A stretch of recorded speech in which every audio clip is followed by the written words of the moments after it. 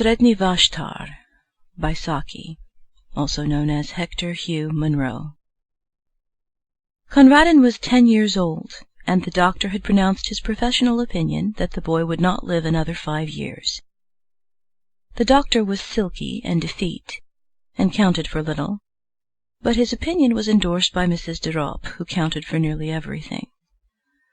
Mrs. de Ropp was Conradin's cousin and guardian, and in his eyes she represented those 3/5 of the world that are necessary and disagreeable and real. The other 2/5, in perpetual antagonism to the foregoing, were summed up in himself and his imagination. One of these days Conradin supposed he would succumb to the mastering pressure of wearisome, necessary things, such as illnesses and coddling restrictions and drawn-out dullness. Without his imagination, which was rampant under the spur of loneliness, he would have succumbed long ago. Mrs. de Ropp would never, in her honestest moments, have confessed to herself that she disliked Conradin, though she might have been dimly aware that thwarting him for his good was a duty which she did not find particularly irksome. Conradin hated her with a desperate sincerity which he was perfectly able to mask. Such few pleasures as he could contrive for himself gained an added relish from the likelihood that they would be displeasing to his guardian, and from the realm of his imagination she was locked out, an unclean thing which should find no entrance. In the dull, cheerless garden, overlooked by so many windows that were ready to open with a message not to do this or that, or a reminder that medicines were due, he found little attraction. The few fruit trees that it contained were set jealously apart from his plucking, as though they were rare specimens of their kind blooming in an arid waste. It would probably have been difficult to find a market gardener who would have offered 10 shillings for their entire yearly produce. In a forgotten corner, however, almost hidden behind a dismal shrubbery, was a disused tool-shed of respectable proportions, and within its walls Conradin found a haven, something that took on the varying aspects of a playroom and a cathedral.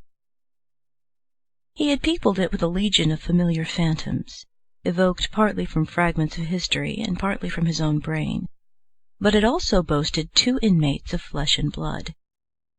In one corner lived a ragged-plumaged Uden hen, on which the boy lavished an affection that had scarcely another outlet.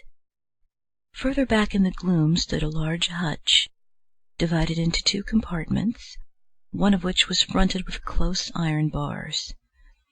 This was the abode of a large polecat ferret, which a friendly butcher boy had once smuggled, cage and all, into its present quarters, in exchange for a long-secreted hoard of small silver. Conradin was dreadfully afraid of the lithe, sharp-fanged beast, but it was his most treasured possession. Its very presence in the tool-shed was a secret and fearful joy, to be kept scrupulously from the knowledge of the woman, as he privately dubbed his cousin. And one day, out of heaven knows what material, he spun the beast a wonderful name, and from that moment it grew into a god and a religion. The woman indulged in religion once a week at a church nearby, and took Conradin with her, but to him the church service was an alien rite in the house of Rimmon.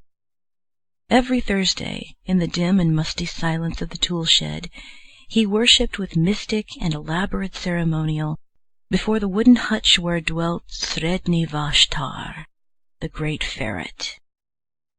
Red flowers in their season, and scarlet berries in the winter-time were offered at his shrine, for he was a god who laid some special stress on the fierce, impatient side of things, as opposed to the woman's religion, which, as far as Conradin could observe, went to great lengths in the contrary direction. And on great festivals powdered nutmeg was strewn in front of his hutch, an important feature of the offering being that the nutmeg had to be stolen. These festivals were of irregular occurrence, and were chiefly appointed to celebrate some passing event. On one occasion, when Mrs. de Ropp suffered from acute toothache for 3 days, Conradin kept up the festival during the entire 3 days, and almost succeeded in persuading himself that Sredni Vashtar was personally responsible for the toothache. If the malady had lasted for another day, the supply of nutmeg would have given out. The Uden hen was never drawn into the cult of Sredni Vashtar. Conradin had long ago settled that she was an Anabaptist. He did not pretend to have the remotest knowledge as to what an Anabaptist was, but he privately hoped that it was dashing and not very respectable. Mrs. de Ropp was the ground plan on which he based and detested all respectability. After a while, Conradin's absorption in the tool shed began to attract the notice of his guardian. It is not good for him to be pottering down there in all weathers, she promptly decided, and at breakfast one morning she announced that the Uden hen had been sold and taken away overnight. With her short-sighted eyes she peered at Conradin, waiting for an outbreak of rage and sorrow, which she was ready to rebuke with a flow of excellent precepts and reasoning. But Conradin said nothing. There was nothing to be said. Something, perhaps, in his white, set face gave her a momentary qualm, for at tea that afternoon there was toast on the table, a delicacy which she usually banned on the ground that it was bad for him, also because the making of it gave trouble, a deadly offense in the middle-class feminine eye. "I thought you liked toast," she exclaimed, with an injured air, observing that he did not touch it. "Sometimes," said Conradin. In the shed that evening there was an innovation in the worship of the hutch god. Conradin had been wont to chant his praises. Tonight he asked a boon. "Do one thing for me, Sredni Vashtar." The thing was not specified. As Sredni Vashtar was a god, he must be supposed to know. And choking back a sob as he looked at that other empty corner, Conradin went back to the world he so hated. And every night, in the welcome darkness of his bedroom, and every evening in the dusk of the tool shed, Conradin's bitter litany went up. "Do one thing for me, Sredni Vashtar." Mrs. de Ropp noticed that the visits to the shed did not cease, and one day she made a further journey of inspection. "What are you keeping in that locked hutch?" she asked. "I believe it's guinea pigs. I'll have them all cleared away." Conradin shut his lips tight, but the woman ransacked his bedroom till she found the carefully hidden key, and forthwith marched down to the shed to complete her discovery. It was a cold afternoon, and Conradin had been bidden to keep to the house. From the furthest window of the dining room, the door of the shed could just be seen beyond the corner of the shrubbery, and there Conradin stationed himself. He saw the woman enter, and then he imagined her opening the door of the sacred hutch and peering down with her short-sighted eyes into the thick straw bed where his god lay hidden. Perhaps she would prod at the straw in her clumsy impatience, and Conradin fervently breathed his prayer for the last time. But he knew, as he prayed, that he did not believe. He knew that the woman would come out presently with that pursed smile he loathed so well on her face, and that in an hour or two the gardener would carry away his wonderful god, a god no longer but a simple brown ferret in a hutch. And he knew that the woman would triumph always as she triumphed now, and that he would grow ever more sickly under her pestering and domineering and superior wisdom, till one day nothing would matter much more with him, and the doctor would be proved right. And in the sting and misery of his defeat he began to chant loudly and defiantly the hymn of his threatened idol. Sredni Vashtar went forth. His thoughts were red thoughts, and his teeth were white.